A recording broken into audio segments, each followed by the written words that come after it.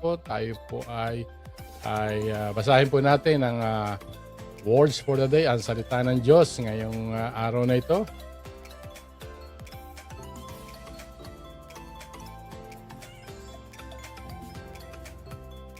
Okay.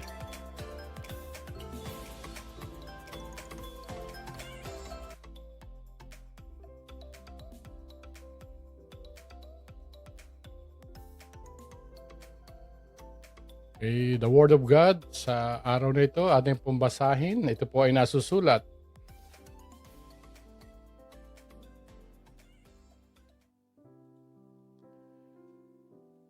In the book of Jeremiah, chapter 17, verse 7 to 8, it says here, "But blessed is the one who trusts in the Lord, whose confidence is in Him.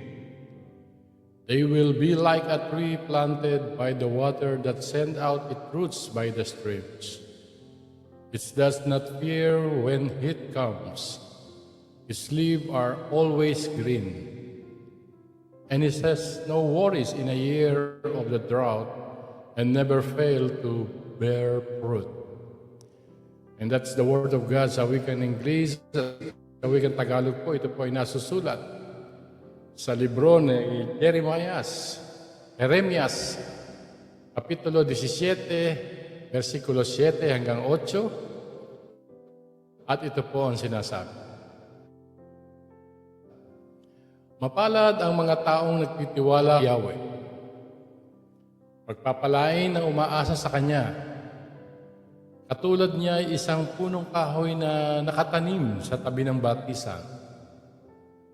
Ang mga ugat ay patungo sa tubig. Hindi ito manganganib kahit dumating ang tag-init, sapagkat mananatiling luntian ang mga dahon nito. Kahit hindi umulan ay wala itong aalalahanin. Patuloy pa rin itong mamumunga. Yan po ang salita ng Diyos sa araw na ito. Maraming salamat sa Kanyang salita at salamat sa pagkabasa ng Kanyang salita.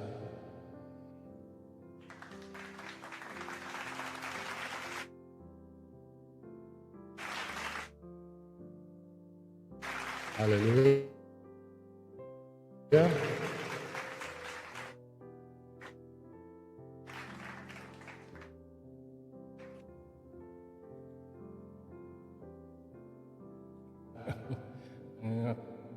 Internet natin tayo lang.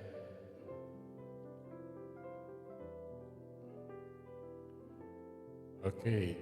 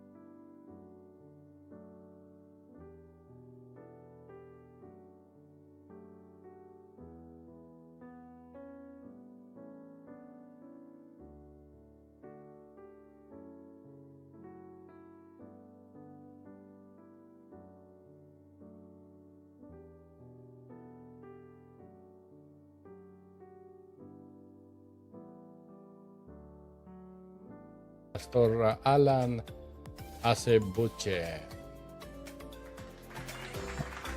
Yun. Yeah, magandang gabi sa iyo, Pastor Alan. Salamat sa Diyos at nagkaroon din ng pagkakataon ng ating bising-bising pastor ng bayan ng Rizal. Kamusta po kayo? Mabuti po, Pastor. Mabuti. Welcome to our show. Dito po sa Sunday sermon ni Brother ng inyong lingkod. No? Ito po ay ating programa at salamat po sa inyong pagpapaunlak na kayo po ay magkaroon ng pagkakataon na makasama namin dito sa programang ito. At sa ngayon po, nandiyan po kayo ngayon sa Taytay, no? Opo, Pastor. Ayun. At ng mga nakaraang araw, palagi kayo nasa Palawan, no? Pwede po bang malaman ng mga tagapakinig natin kung taga saan si Pastor Alan at ano po ang pangalan ng kanyang church? At gaano po kayong katagal na naglilingkod sa ating Panginoon? Ayan. Kaya po, isang mapagpalang hapon sa ating lahat, sa ating pong mga taga panood po, masugid na nanonood ng programa po ni Pastor Emily Kanyag. Ano po. So, isang dakilang pribilehyo para sa akin po ang tayo po'y makadaw palad sa pamagitan ng kanyang programa. Ako po si Pastor Alan Nasibutsi from lalawigan po ng Palawan, sa bayan din po ng Taytay sa Palawan, Pastor. Taytay din ba? Taytay din ang pangalan ng bayan. Pero Yes. palang Taytay Rizal, may Taytay Palawan. Mula tayo sa Taytay Palawan, dinala tayo ng Diyos sa Taytay Rizal. At alam niyo po ba ang meaning ng Taytay sa wikang Palawan ay tulay. Okay, tulay. Kaya yung tulay po ng ng Palawan at tulay ng Rizal ay pinagdugtong. Ayos Ngayon ko lang nalaman yung Taytay pala tulay. Kasi po ako po taga Taguig, no, sa Maytipas. Yung malapit po kami sa C6, no. Yung pagtawid ng tulay, Taytay na po eh. Opo. Doon po kami eh. Kaya pala may tulay doon papunta sa C6 eh. Taytay pala yung tulay. Taytay, tulay. Ganun pa. Ano ang pangalan po ng church nyo ay The Lord Banner? is my banner. Sa ngayon po ay The Lord is my banner. The Lord is my banner. Okay, yan. Medyo nakulang yata yung nilagay kong The Lord is my banner, Christian Church, no? Ito po ay nagsimula po ito sa Taytay. Dito na lang po yan. Dito na lang po sa bayan ng ng Taytay Rizal nung nag-pioneering po ako ng 2020, pandemic po yon. Okay. Hindi na ako nakauwi ng Palawan after ng kasal namin ni Pastora. Kasi po nabalo, di ba ako nabalo po ako noong...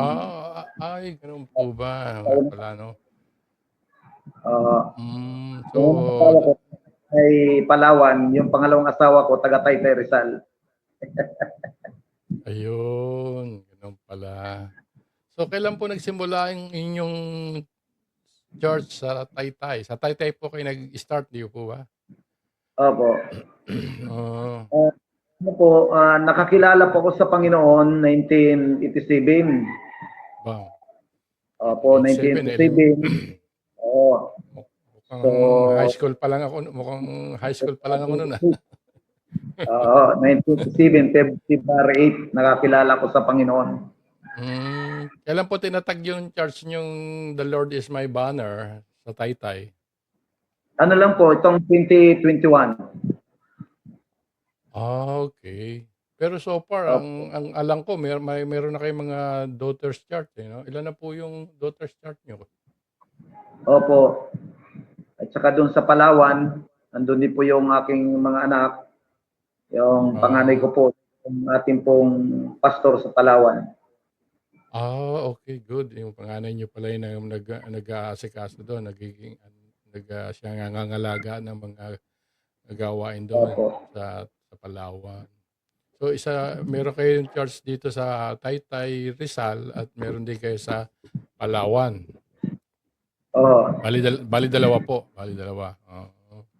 Dito sa Palawan po kasi bali outreach natin doon, 3. Tatlo na po pala yung outreach pala doon. Praise God.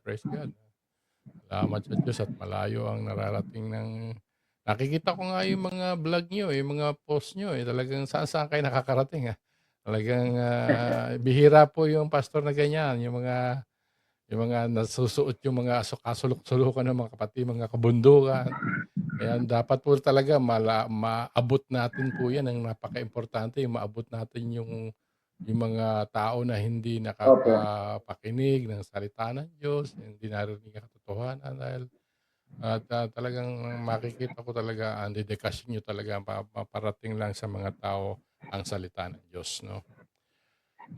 Hindi ko na po patatagalin ang interview ko sa inyo. Maaring sa maikli nating pag-uusap ay naraman ng mga tao na kung sino si Pastor Alan, na meron siyang gawain, the Lord is my banner, Christian Church sa Taytay at Palawan. Hindi na po natin pagtatagalin, no?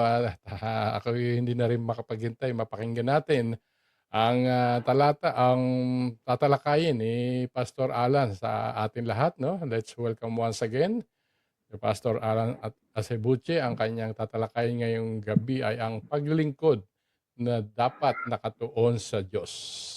Service must be dedicated to God. Pakinggan po natin si Pastor Alan Acebuche. Take it away, Pastor Alan. Okay, isang mapagpalang gabi na po sa ating lahat. Isang karangalan po para sa akin ngayong gabing ito na ako po ay maimbitahan ng ating pong kamanggagawa. Tayo ngayon po ay naka-live. Salamat po sa Panginoon sa pagkakataong ito. Alam niyo po, napakahalaga ng ating pag-aaralan ngayong hapong ito dahil nakita ko po sa loob po ng almost 37 o 36 years na po tayo sa paglilingkod sa Panginoon. Po, napakahalaga po ng ating paglilingkod ay laging nakatuon sa Diyos. Dahil sa ating pong paglilingkod sa Panginoon, hindi lahat po ng ating pong mga nararanasan ay panay, sabi nga po, masarap lang o kaya nakakaramdam tayo ng kaligayahan. Mayroon pong mga pagkakataon sa buhay po natin na tayo po ay mayroong mga pinagdadaanan minsan na ayaw natin pong mangyari pero pinahintulutan ng Diyos. Kaya napakahalaga po ng ating pong paglilingkod sa Diyos ay nakatuon lagi sa Kanya.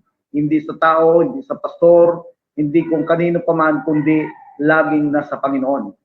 Ang ating pong topic ngayon na pag-aaralan ay patungkol po sa tinatawag na service must be dedicated to God. Ang paglilingkod dapat nakatuon sa Diyos. Yan po ang ating pag-aaralan. Ang ating pong talata ay mula po sa aklat ng Jeremiah o Jeremias Kapitulo 17, versikulo 7 at versikulo 8. Ano po ba ang sabi diyan? Mapalad ang taong nagtitiwala kay Yahweh, pagpapalain ang umaasa sa Kanya.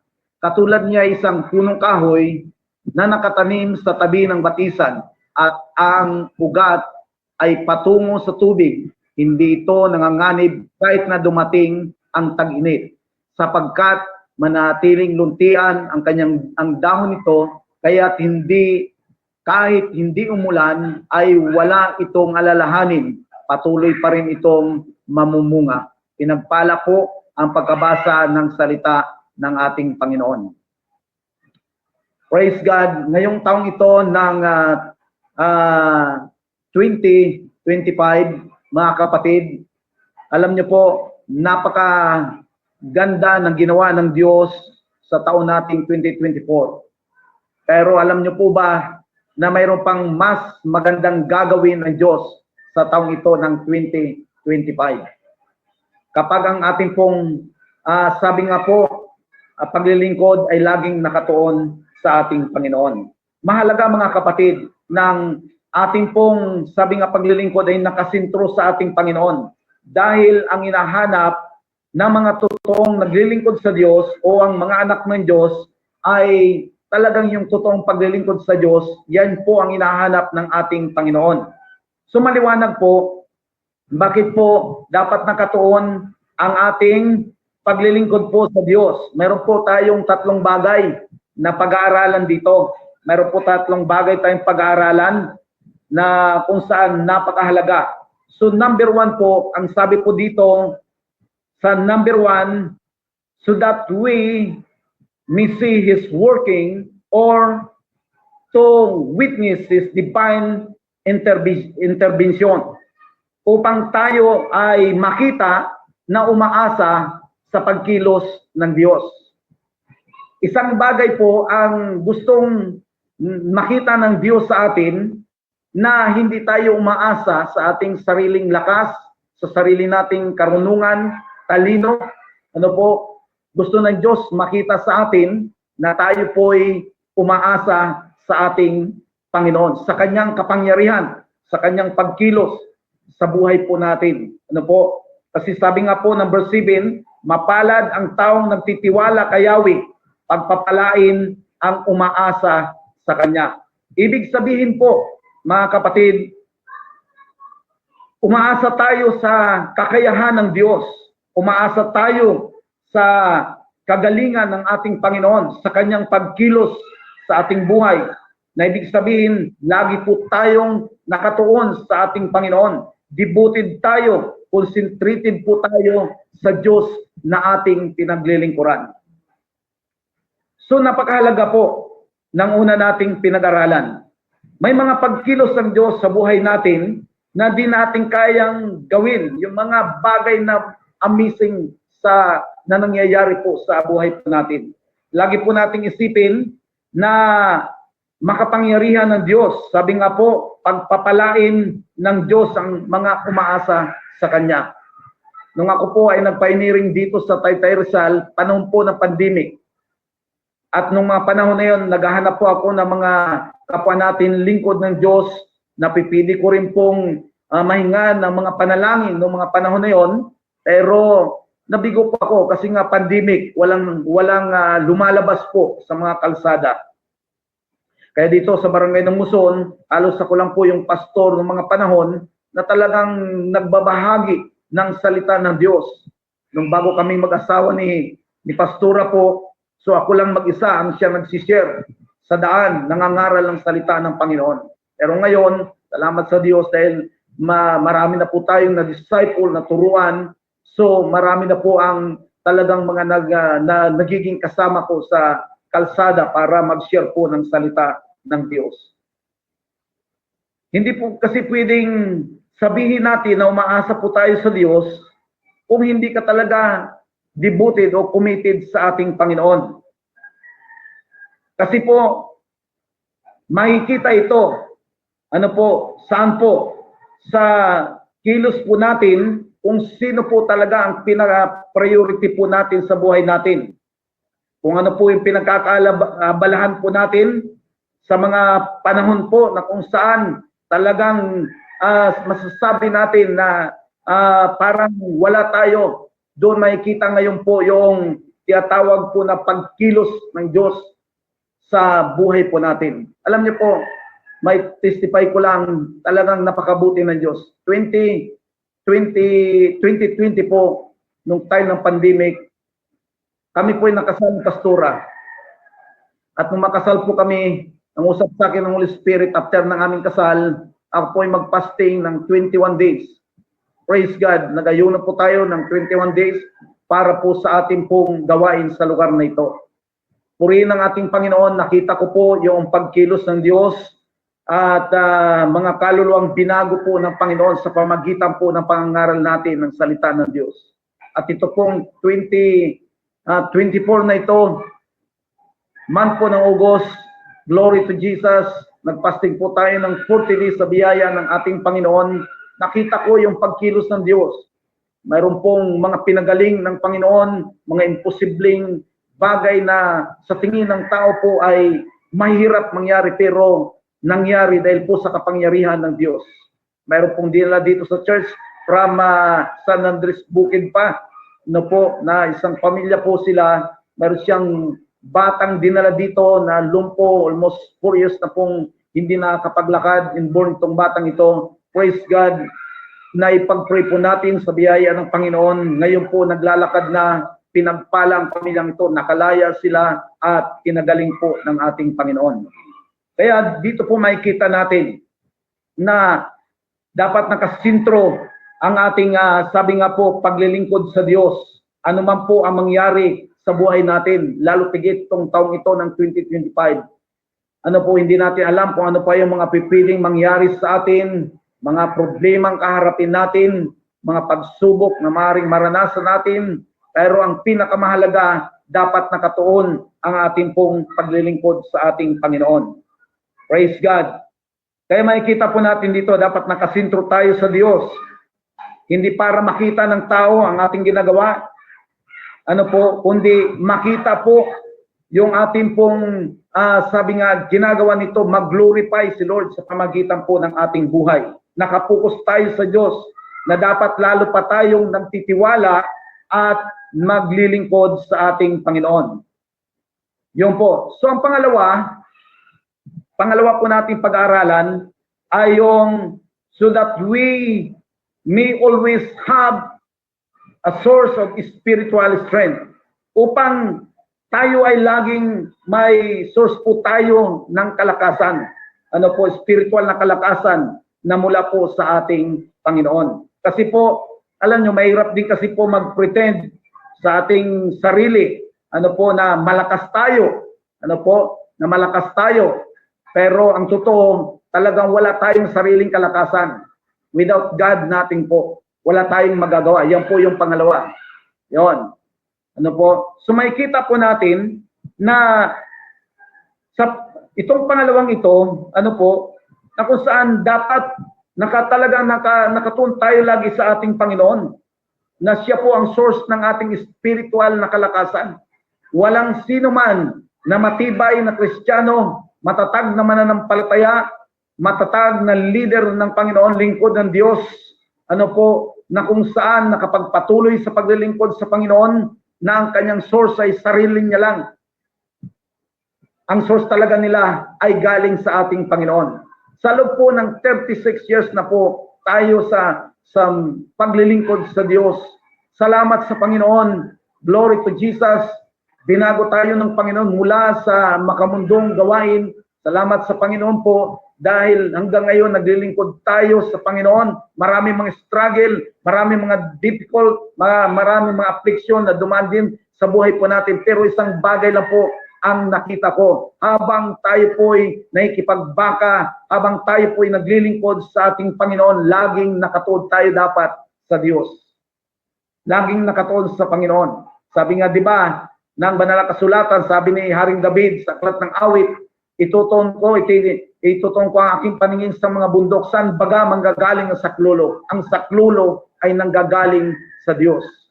Kaya makikita po natin, ang paglilingkod sa Diyos, para bagang napakahirap kung titingnan mo. Pero alam niyo po ba, kapag lagi natin kasama ang Diyos sa buhay po natin, walang mahirap na gawain para sa ating Panginoon. Alam niyo po, napaka-imposible ng lugar na ito na aking pinagpapasturan kasi po nasa liblib kaming lugar. Pero salamat sa Diyos, nabiyayaan kami sa lugar na ito ng pananambahan para sa ating Panginoon. Praise God. Yan po. Kaya makikita po natin na kung lumalayo po tayo sa Diyos na siyang tunay na source ng ating mga pangangailangan, kalakasan, tagumpay, kapayapaan, so mabibigo po tayo. Kailangan nating huwag tayong umiwalay sa ating Panginoon. Isaiah chapter 41 verse 10. Ano pong sinasabi ng Isaiah chapter 41 verse 10? Ako isa sa iyo, huwag kang matakot. Ako ang iyong Diyos, hindi ka dapat mangamba. Palalakasin kita at tutulungan kita, iingatan at ililigtas. Wow! Napakagandang salita po ng ating Panginoon. Salita ng Diyos na kung saan mapangahawakan natin, saan man tayo makarating, anuman ang sitwasyon, anuman ang ating pinagdadaanan sa buhay, ang sabi ng Panginoon, ako ay isa sa iyo, huwag kang matakot. Talagang ilalagay natin sa ating puso at isipan na hindi dapat tayong mangamba, hindi tayo dapat matakot sa panahon ng ating paglilingkod sa Panginoon dahil ang Diyos mismo nangako na kailanman hindi niya po tayo iiwan ni pababayaan man. Naalala po ba natin si Shadrach, Meshach, at Abednego? Di ba? Na kahit po pinainit na yung pugon, ipinakita sa kanilang sitwasyon na ito ang maaaring mangyari kapag kayo ay hindi sumamba sa Diyos-Diyusan na aking ipinagawa, sabi ng hari. Pero alam niyo po ba ang sagot ng mga lingkod na ito ng Panginoon? Si Shadrach, Meshach at Abednego, ano po ang sabi nila? Hindi man kami iligtas ng aming Diyos, ngunit hindi pa rin kami sasamba sa Diyos-Diyusan na iyong pinagawa. Makikita po natin yung yung kanilang pananampalataya sa ating Panginoon na talagang hindi nagbago, hindi hadlang yung sitwasyon para hindi nila maitaas ang ating Panginoon. Kaya anong nangyari po? Iniligtas sila ng ating Panginoon. Kasi maliwanag po sinasabi dito, ako isa sa iyo, huwag kang matakot, ako ang Diyos, hindi ka dapat mangamba, palalakasin kita. No po, palalakasin kita. Hindi ka dapat mangamba, palalakasin kita at tutulungan, iingatan at ililigtas. Napakagandang mga pangako ng ating Panginoon. Ano pa ang sabi niya? Siya po ay isa sa atin. Praise God. So, ano ang sabi niya po? Huwag tayong matakot. Ako ang Diyos. Pinaikilala niya ang kanyang sarili. Ako ang Diyos. O, kaya kong gawin na ingatan ka. Kaya huwag kang matakot. Kaya kong gawin, palakasin ka. Kaya kong gawin na tulungan ka. Kaya kong gawin na iligtas ka. Kaya hindi ka dapat matakot. So yan po. Hindi sa buhay spiritual po natin, hindi tayo pipili pong mapalakas ng ating Panginoon kung umiiwas ka doon sa mga plano ng Diyos sa buhay po natin. Paano ka lalakas? Ano po kung lagi kang wala, sa halimbawa, mananampalataya ka pero lagi kang wala sa church, o wala kang prayer, wala kang Bible study, hindi ka nag-aaral ng salita ng Diyos. So, napakahalaga po noon mga kapatid, para lalo tayong lumakas sa paglilingkod sa ating Panginoon na kung saan dapat huwag tayong humiwalay sa paglilingkod sa Diyos. Manambahan tayo, magpuri, manalangin, mag-aral ng salita ng Diyos, magbahagi ng salita po ng ating Panginoon. Dito po sa ating church, meron po kaming devotion araw-araw. Every 6:30 po ng umaga, meron po tayong pananalangin dito. Yung mga disciple po natin, yung iba may mga trabaho din sila, ano po, so yung mga malalapit dito sa church, araw-araw po yan.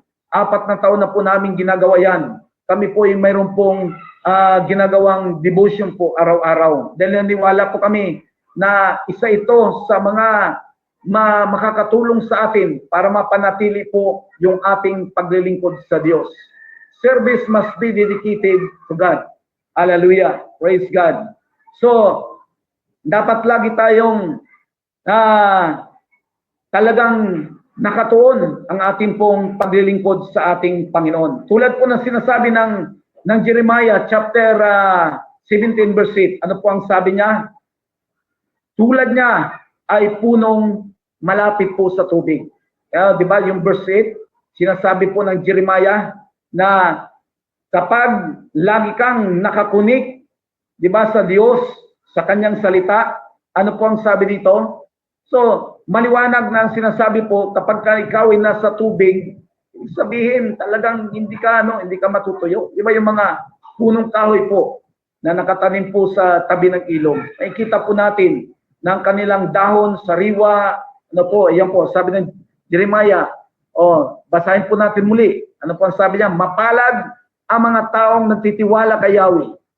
Pagpapalain ang umaasa sa Kanya. Katulad niya ay isang punong kahoy na nakatanim sa tabi ng batisan. Ang kanyang ugat ay patungo sa tubig. Hindi ito nanganganib kahit na dumating ang tag-init, sapagkat manatiling luntian ang mga dahon nito kahit na hindi umulan ay wala itong alalahanin. Praise God. Patuloy pa rin itong mamumunga. Kita niyo po ang mga pangako ng salita ng Diyos. Hallelujah. Kahit raw hindi umulan, wala siyang alalahanin. Bakit? Nakakunik kasi sa tubig eh. Ano po ba yung tubig na yon, mga kapatid? Praise God. Ang tubig na ito ay ang salita po ng ating Panginoon. The more na tayo nakakunik sa salita ng Diyos, nagbabasa ng salita ng ating Panginoon, the more na tayo po ay nag-meditate ng salita ng Diyos, mga kapatid, doon mo mararamdaman ang pagkilos ng Diyos sa buhay mo. Napakahalaga po ng sabi nga po, nakakunik tayo sa salita ng ating Panginoon. Di ba? Sa Wi-Fi po, kapag ka sa Wi-Fi hindi ka po nakakunik, di ba? Hindi mo magagamit, di ba? Hindi ka makapag-Facebook o hindi ka makakapanood ng mga gusto mong panoorin sa YouTube. So kinakailangan mong makakunik talaga sa Wi-Fi. Gayon din po sa salita po ng ating Panginoon. Naalala ko pong isang example ng bansa po ng ng Inglaterra. Isa po si Queen Elizabeth ng Inglaterra po. One time dinalaw po siya ng kanyang mga katabing hari. Pagdating po sa kanyang palasyo, namanga sila at nakita ng mga haring nakapaikot sa kanya yung ganda ng kanyang bansang pinaghaharian bilang isang reyna. Tinanong niya si Queen Elizabeth. Sabi niya, ano ba ang sikreto? Bakit ang bansa mo ay napakaganda at pinagpala? Alam niyo po, sa isang sulok, mayroon pong isang nakasalamin na salamin na lalagyan at mayroon pong Biblia. Itinuro po ni Queen Elizabeth. Sabi niya, yan ang dahilan kung bakit naging masagana ang aming mga buhay at pinagpala ang aking bansang pinaghaharian. Ano po ba ang ibig sabihin nito? Napakahalaga po ng salita ng Diyos, mga minamahal na kapatid. Napakahalaga po niyan na lagi tayong nakatuon doon sa salita ng Panginoon. Naalala ko din po, mayroon pong isang pastor na nag-mission sa mga tribo.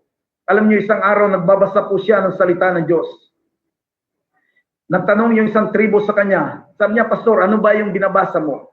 Sabi ng pastor na ito, nagbabasa ako ng salita ng Diyos dahil gusto kong laging nakakunik sa kanya at gusto kong malaman kung ano ang sinasabi ng salita ng Panginoon sa atin. Alam niyo po, pangalawang araw, nagtanong uli ang tribong ito. Nakita niya uli yung pastor na nagbabasa ng Word of God. Sabi po ng tribong ito, sabi niya, Pastor, ano po ba ang sinasabi ng Diyos sa atin? At maaari ba tayong makakunik sa Kanya? Ano po ba ang ibig sabihin? Naintindihan ng tribong ito ang kahalagahan ng salita po ng ating Panginoon. Lalo tigit ngayong buwan ng January po ay Bible month po ngayon, itong buwan ng January. Napakahalaga po ng koneksyon po natin sa salita po ng ating Panginoon. Praise God. Ang ating Diyos ay ang ating batis. Kaya dapat nasa Kanya tayo nakakunik sa ating Panginoon. Kung gusto po natin talagang maglingkod sa Diyos, huwag tayong pumukos sa tao. Sa Diyos tayo dapat, huwag po doon. Minsan mayroon pong mga tao minsan na talagang mapanlait sa atin. Huwag tayong pumukos po doon. Pumukos tayo sa paglilingkod natin sa ating Panginoon. Dahil alam po natin na kapag lagi po tayong nakatuon sa Diyos, anuman ang ating pagdaanan, lalagpasan lang po natin yan. Bakit po? Dahil kasama po natin ang Diyos. Praise God. Ang pangatlo po natin ay ito. So that we may not falter or stumble. So, ang ikatlo po, upang tayo ay hindi manganib o malanta. Yung pala ang dahilan kung bakit kinakailangan sa paglilingkod natin sa Diyos, nakatuon po tayo sa Kanya. Para hindi po tayo, hindi po tayo manganib ang ating pong buhay. Dahil po kapag alam nyo, di ba, ang isang puno, kapag binunot yan sa tabi ng ilog, di ba? O kahit galing pa siya doon sa ilog, kapag binunot niya doon, wala na siyang koneksyon. Wala na siyang koneksyon. Napakahalaga ng ating pong koneksyon sa ating Panginoon. Lagi tayong nakatuon sa Kanya. Para hindi tayo manganib, huwag tayong malanta, Na ibig sabihin, talagang huwag mamatay spiritual. Laging nakatuon tayo sa ating Panginoon na ating pinaglilingkuran. Marami pong mga problema ang dumaan din sa buhay ko. Pero salamat sa Diyos, pinagtagumpayan po natin sa biyaya ng Panginoon. Dahil maliwanag naman sinasabi ng salita ng Panginoon sa Matthew chapter 28 verse 20, ako'y kasama ninyo hanggang sa dulo ng daigdig. Kaya maliwanag po ang mga salita ng Panginoon na maaring magbigay ng kalakasan sa atin, magbigay ng katatagan sa atin, ano po, sa panahon na mayroon tayong mga pinagdadaanan sa buhay. Alam niyo po, ang taong lanta na po sa pananampalataya, hindi na po siya masaya sa kanyang Christian life. Wala na po kasiyahan yan sa kanyang Christian life. So, pag makita mo yung isang taong talagang malayo na sa paglilingkod sa Panginoon, talagang nakakalungkot na ang buhay. Wala nang ngiti. Hindi mo na makikita yung glory ng Panginoon sa kanya. Bakit po? Unti-unting natutuyo na yung kanyang relasyon sa Diyos. Ano po ba ang mga sign nito? Kapag nalalanta na po ang isang mananampalataya sa kanyang Christian life, unang-una, nagiging tamad ka na sa gawain ng Diyos. Nagiging tamad na. Diba? Hindi ka na nagpe-pray. Hindi ka na nagbabasa ng salita ng Panginoon. Yan, punong-puno ka na ng mga alibay sa buhay. Marami ka ng mga kumbaga alibay sa iyong paglilingkod sa Diyos. Ibig sabihin yan, yon, dami ka ng ganito, may pupuntahan ka, maglalaba ka, etc. Meron ka mga gagawin. Diba? Unti-unti, mga kapatid, na nalalanta na yung iyong spiritual na buhay. Kaya napakahalaga po ng ating pong, sabi nga po, paglilingkod, lagi po tayong nakatuon sa Panginoon. Kapag lanta na ang ating buhay spiritual, minsan late na po yan. Wala na pong pakialam yan. Diba? Minsan nga, darating yan sa mga Kristiyano minsan, kapag kaunti-unti nalalayo na sa Panginoon, darating yan, huli. Una pa yan mauwi. Uwi yan na mauna pa yan umuwi. So yan po. Kaya napakahalaga po. Praise God. Kapag ganito po ang ating nararamdaman, mayroon na po tayong problema. Praise God. So, yan. Ang tunay na anak ng Diyos, sabi po dito, tulad po ng puno na nabubuhay sa tabi ng batis, hindi siya maaring malanta, hindi siya maaring matuyo dahil siya po ay nasa tabi ng batis. Praise God. So yan po. At ang tunay na anak ng Diyos, lagi po siyang nakakabit sa puno. Sino ba ang puno? Walang iba kundi si Jesus. John chapter 15 verse 5. Ano po ang sinasabi ng Juan kapitulo 15 versikulo 5. Ako nga ang puno ng ubas at kayo ang mga sanga. Ang nanatili sa akin at ako'y sa kanya ang siyang nagbubunga ng sagana, sapagkat wala kayong magagawa kung kayo'y hiwalay sa akin. Praise God. Kapag nakakabit ka sa puno, malusog ka. Hindi ka babagsak, hindi ka matutumba. Sino po yung puno na yun? Walang iba kundi ang ating Panginoon Jesus. Hallelujah. Kaya, paano kang malalanta kung ikaw ay nakakabit sa punong ito? Walang iba kundi ang ating Panginoon. Ang sabi dito, kapag ikaw nakakabit sa puno, ano po ang sabi niya? Ako ang puno ng ubas at kayo ang mga sanga.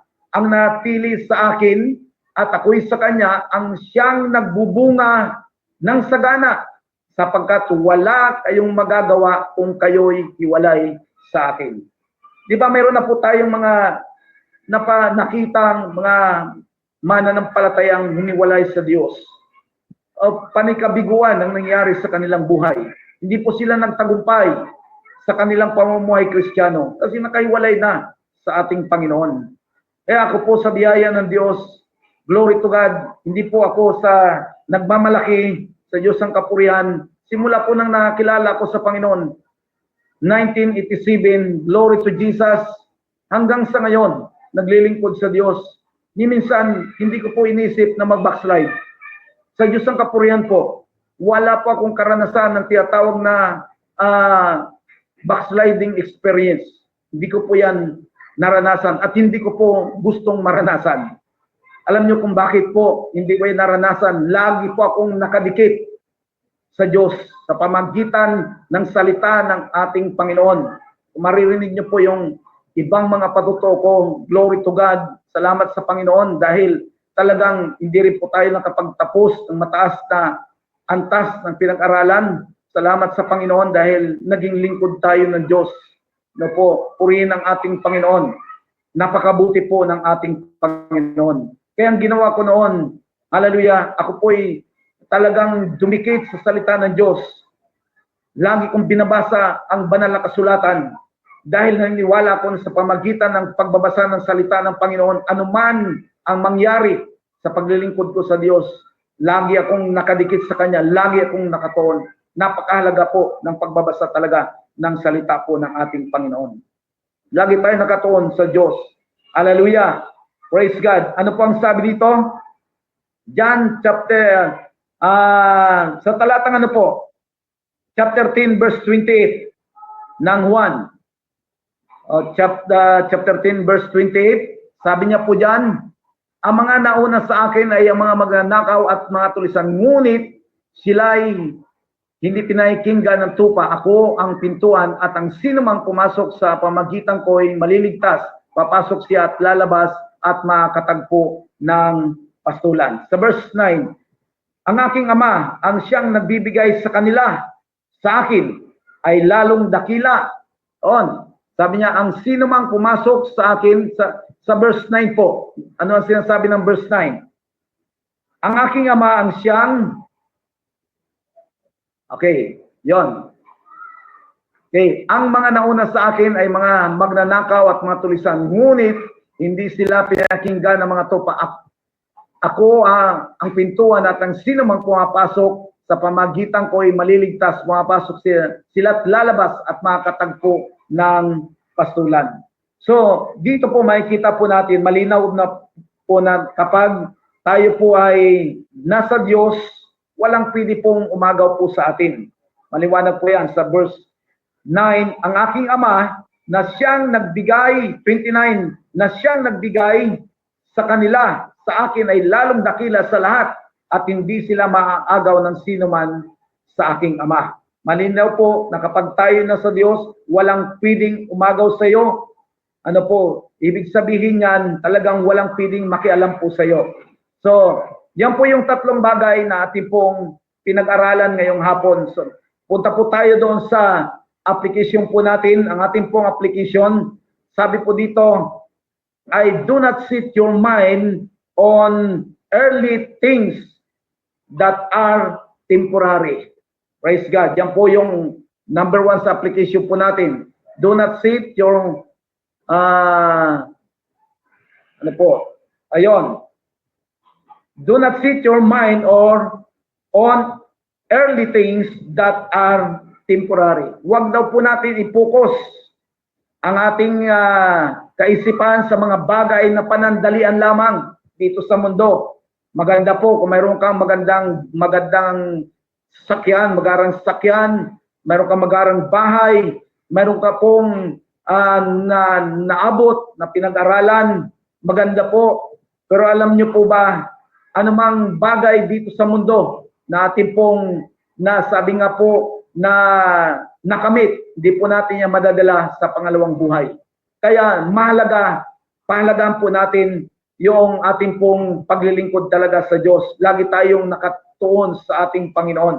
Kasi po, di ba, kung naghahanap buhay man tayo, yung mga biyaya ng Diyos galing yan sa Panginoon mula po sa lakas at talino na ibinibigay po sa atin ng ating Panginoon. Kaya makikita po natin sa yan po yung number 1. So, praise God. Yung ano po, yung pangalawa po doon sa ating application, our attention should be centered on God. Ang ating pong talagang intention ay yung nakasintro talaga sa ating Panginoon. O paglilingkod talaga sa Diyos, nakatuon lagi sa ating Panginoon. Hallelujah. Praise God. Yon. So, sabi nga po nito, do not lose spiritual focus. Fix your eyes on Jesus. Maintain spiritual focus with Jesus as your only anchor. So, i-maintain po natin yung ating pong, sabi nga, pananaw, nakatuon lagi tayo sa ating Panginoon. Stay spiritual focus on Jesus alone. Yon. Kaya wag po nating suportahan yung mga panghihinang spiritual. Pumukus tayo doon sa Diyos na ating pong pinaglilingkuran na siyang magbibigay ng solusyon, walang iba kundi ang ating Panginoon. Conclusion natin, conclusion verse po natin. Sa aklat po ng Kolosas, hindi po Kolosas, Hebrew chapter 12 verse 2, conclusion verse po natin. Hebrew chapter 12 verse 2, ano po ang sabi doon? Looking unto Jesus, the author and finisher of our faith. Laging ituon natin sa Panginoon. Ano po na siyang pinagmulan ng ating pananampalataya. Tumingin tayo lagi sa Kanya, nakatuon lagi tayo sa Kanya, na siyang pinagmulan ng ating pananampalataya. Siyang magtatapos ng ating pananampalataya. Hallelujah. The author and finisher. Siya po ang pinagmulan niya ng ating pananampalataya. Siya rin po ang magtatapos. Kaya nga po, maraming salamat sa Diyos. Alam nyo, napakaganda po ng programang ito ng ating pong kamanggagawa, Pastor Ernesto po Tanyag. Salamat po sa kanyang buhay na mayroon pong ganitong klase ng programa, parang Ebanghelyo ng Diyos may parating hindi lang sa mga hindi mananampalataya, maging po sa atin din pong mga Kristiyano, ano po, na kung saan marahil ang iyong paglilingkod sa Diyos ay kumbaga parang minsan nakakalimutan mo na, nakakatingin ka na doon sa mga nangyayari, minsan sa loob ng church, nakapokus ka na doon po sa mga nangyayari po sa kapaligiran. Mga kapatid, sabi nga ng ating pinag-aralan, service must be dedicated to God. Ang ating pong paglilingkod sa Diyos dapat nakatuon. Laging nakatuon sa Kanya. Ano man ang pinagdadaanan marahil ngayong gabing ito, isa kang mananampalataya na meron ka pong pinagdadaanan sa buhay. Meron kang mga problema at minsan nakikita mo na yung mga kahinaan ng iba. Ang iyong nakikita na marahil ang iyong kahirapan, yung mga pagsubok na pinagdadaanan mo sa buhay, ang may nakikita mo na ngayon ay yung mga problemang pinagdadaanan mo, kapatid. Gustong ng Diyos na iparating sa iyo ngayong hapon ng iyong pananaw, ang iyong paningin ay laging nakatuon sa ating Panginoon. Huwag kang tumingin sa tao. Tingnan mo ang Diyos na ating pong pinaglilingkuran. Siya na tumawag sa atin. Kung gusto mo talagang pumunta ng langit, ituon mo lagi sa Diyos na magdadala sa iyo sa langit. Hallelujah, walang iba po kundi ang ating Panginoon. So sa hapong ito, praise God, salamat sa Diyos. Gusto ko pong mag-iwan ng isang panalangin sa programang ito sa lahat po ng inabot ng tinig na ito at aabutin pa ng ating pong pag-aaral na ito. Pagpalain po kayo ng Diyos sa inyo pong paikinig ng salita ng Panginoon at nawa mabuksan ang ating kaisipan ng ating pong paglilingkod ay laging nakatuon po sa ating Panginoon. Laging nakatuon sa Diyos. Hallelujah. So, marahil ikaw ngayon ay pinanghihinaan ka, ikaw ay nanlulupaypay, at sa tingin mo, wala kang pwedeng lapitan. Kapatid, gusto kong sabihin sa iyo, mahal ka ng ating Panginoon. Kung ikaw man ay tumalikod na sa Diyos, magbalik-loob ka sa Panginoon habang hindi pa huli ang lahat. At kung ikaw man isang mananampalataya na ngayon ay ginagamit ng Diyos, magpatuloy tayo, sama-sama nating purihin at sambahin ng Panginoon. Patuloy nating ipangaral ang salita ng Diyos, ipahayag ang magandang balita ng kaligtasan sa lahat ng tao upang marating sila, even yung ating mga kamag-anak, mga kaibigan, gusto ng Diyos na maabot sila ng pagbabahagi po ng salita ng Panginoon. Gusto kong manalangin sa ating lahat ngayong hapon. Manalangin po tayo. Dakilang Diyos na makapangyarihan sa lahat. Salamat, Ama, sa mga oras na ito. Panginoon, ang isang payak na mensaheng ito, may kling mensahe. Naniniwala po ako ng salita mo ay makapangyarihan. At naniniwala po ako, Diyos, na ang bawat makakarinig ng mga salita mo, Panginoon, ay magbibigay ito sa kanila, dakilang Diyos, ng panibagong sigla, hamon sa paglilingkod sa iyo, dakilang Ama. Salamat, Panginoon, sa hapong ito. Pagpalain mo ang programang ito ng aming kamanggagawa. Salamat sa kanyang buhay. I-bless mo ang kanyang buhay. I-bless niyo po ang kanyang pamilya, dakilang Diyos. Lord God, tayo po ang patuloy na manguna, Panginoon. Hallelujah, sa programang ito, dakilang Diyos, na marami pa mga tao ang maligtas sa pamagitan po ng programang ito. Marami pa mga tao, Panginoon, ang maabot ng programang ito, dakilang Diyos. At dalain ko din doon sa mga nangihina, sila po'y palakasin, patatagin sa paglilingkod sa iyo, dakilang Ama. At gayon din, Panginoon, Lord God, pagpalain mo, Diyos, ang amin pong kamanggagawa, Pastor Niso Tanyag, kasama po ng kanyang pamilya. Bless niyo po siya, Panginoon. Pagpalain niyo, O Diyos, ang kanyang pagtatrabaho. Lord God, sa bansa na kung saan nandun siya ngayon, dakilang Ama, pagpalain niyo po siya, Panginoon. Hallelujah, maraming salamat po sa hapong ito, Panginoon. We glorify your name, Jesus. Salamat, Panginoon. Purihin at dakilain ka sa hapong ito, O Diyos. Binabalik ko po sa iyo, Panginoon. Sa hapong ito, Diyos, ang pinakamataas na papuri at pasalamat, magpagaling ka, magpala, mag-ingat, at magpalakas, Panginoon. Salamat po ng marami sa hapong ito, sa pangalan ni Jesus na aming Panginoon. Muli, isang mapagpalang gabi po sa ating lahat. Ako po ang inyong lingkod, Pastor Alan Asibutsi, ang nagsasabing, ang taong tapat ay sapat sa lahat. Pagpalain po kayo ng Diyos. God bless po sa ating lahat. Hello, Pastor. Salamat, Pastor. Maraming salamat sa mensahe at sa iyong panahon, Pastor Alan. Napakabuti ng Diyos Yes at po. salamat sa Diyos at patuloy na paggamit sa iyo, no? Salamat sa Diyos at nga pala naalala ko, advance happy birthday. Si Pastor Alan po ay mag-birthday sa January 7, ha? Tama-tama pala yung inyong pag-share ngayon araw na to. Kaya talagang napakabuti ng Diyos at madadagdagan na naman ang panibagong taon sa inyong buhay. Another year in your life, Pastor Alan. Advance happy birthday po. Tsaka we appreciate at maraming salamat sa inyong panahon na pagpapaunlak sa programa na to. At maasa po ako na sana po hindi lang po ito ang una't huli.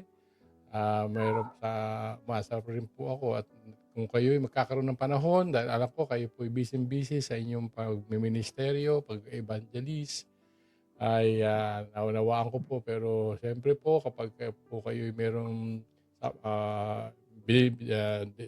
dinidikta ang Espiritu sa inyo, malaya po kayo makakapagpahayag ulit dito sa programa na to. Napaka-importante po kasi na ang salita ng Diyos ay maipahayag sa buong mundo. Dahil ito po programa na to ay nakakarating po sa iba't ibang sulok ng mundo.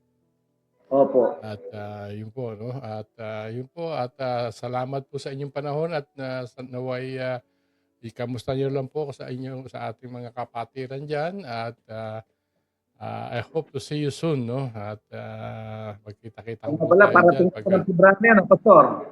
Tayo po ay looking forward po sa pagkikita po natin diyan sa Pilipinas, no?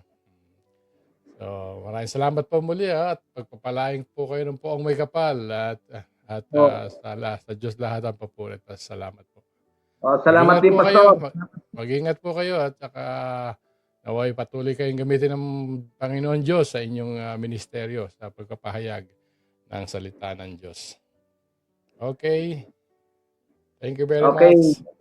God bless. Bye-bye. God bless you po. Bye.